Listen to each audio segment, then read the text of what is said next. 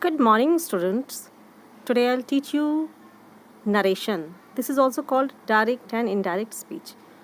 So let's get into the video. तो चलिए मैं आपको बताती हूँ कि स्पीच किसे कहते हैं और रिपोर्टेड स्पीच किसे कहते हैं। तो स्पीच जैसा कि बहुत लोग समझते हैं कि जो हम स्टेज पे खड़े होकर डिलीवर करते हैं उसको हम स्पीच बोलते हैं, but it is not so. Speech जो है वो आपकी एक क्वालिटी है, एबिलिटी है, बिस्टोर्ड क्वालिटी है जो आपको नेचर ने दिया है, स्पीच मैकेनिज्म जिससे आप बोल पाते हैं। तो सिंपली हम कह सकते हैं कि speech is the ability to express your thought and feeling.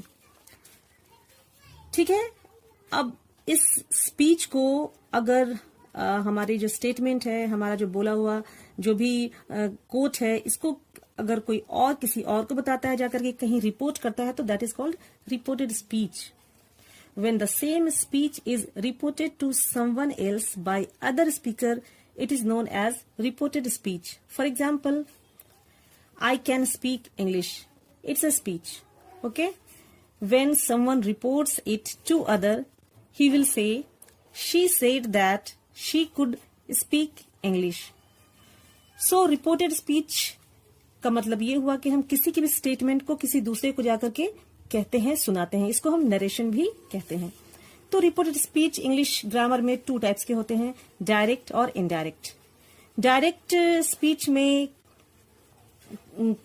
Speaker जो है उसके हम एक्चुअल वर्ड्स को कोट करते हैं। When we quote the speakers actual words, it is known as direct speech. और सिंपली इनडायरेक्ट स्पीच में हम लोग क्या करते हैं कि स्पीकर के वर्ड्स को अपने वर्ड में मैनिपुलेट करते हैं। When we manipulate speech in our own word, it is known as indirect speech. This way we can conclude that reported speech is dramatic means of conveying characters, psychological and ideological point of view.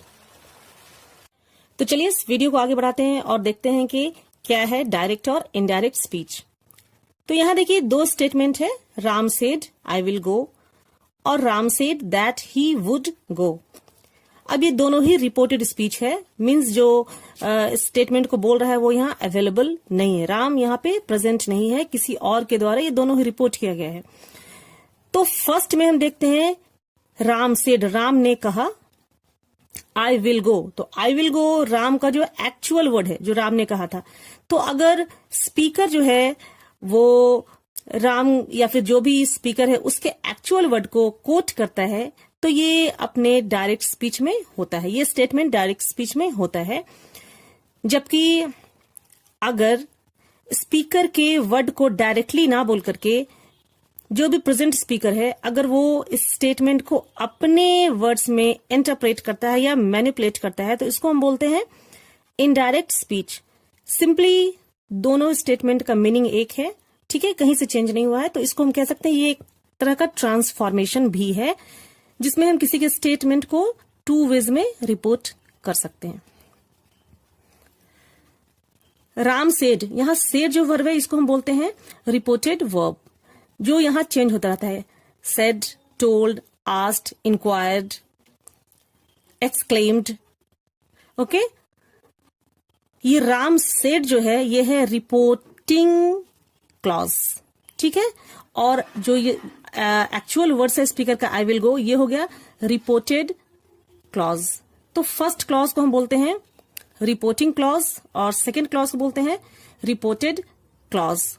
तो हम देखते हैं अगले slide में कि क्या क्या changes है जो रिक्वायर्ड है किसी भी डायरेक्ट स्पीच को इनडायरेक्ट में चेंज करने के लिए।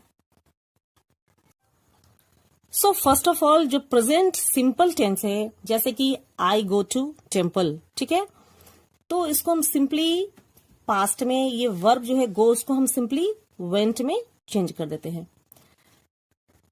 जब वर्ब पास्ट टेंस में हो तो सिंपल उसको हम पास्ट परफेक्ट में चेंज करते हैं। लाइक अगर वो वेंट हो तो हम हैड गॉन कर देते हैं।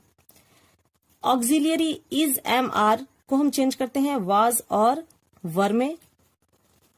और जो मॉडल्स हैं विल, मे, कैन, शैल, इनको हम चेंज करते हैं वुड, माइट, कुड और शुड में।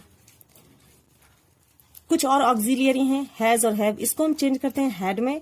और हैव टू को हम चेंज करते हैं हैड टू में।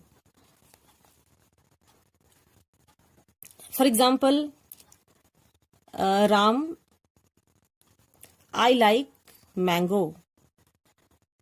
अब हम जब इसको रिपोर्ट करेंगे तो Ram said that he liked mango. अगर ये पास्ट में होता है राम आई लाइक्ड मैंगो, तो यहां हम देखते हैं कि जब वो पास्ट पहले से ही है तो उसको हम क्या करेंगे, Ram said that he had liked mango. तो बेसिकली जो हम प्रेजेंट और पास्ट इसमें ही हम जो चेंजेस करते हैं, और बाकी जो सिंपल है वो हम ऑक्सिलियरी उसका पास्ट कर देते हैं, और ये सारे ऑक्सिलियरी का हम मॉडल का हम पास्ट मॉडल यूज करते हैं। और उसके बाद जो सेकंड चेंजेस है वो है कि किस तरह से हम एडवर्ब को हम चेंज करते हैं। तो चलिए हम देखते हैं कि किस तरह से हम एडवर्ब को चेंज करते हैं।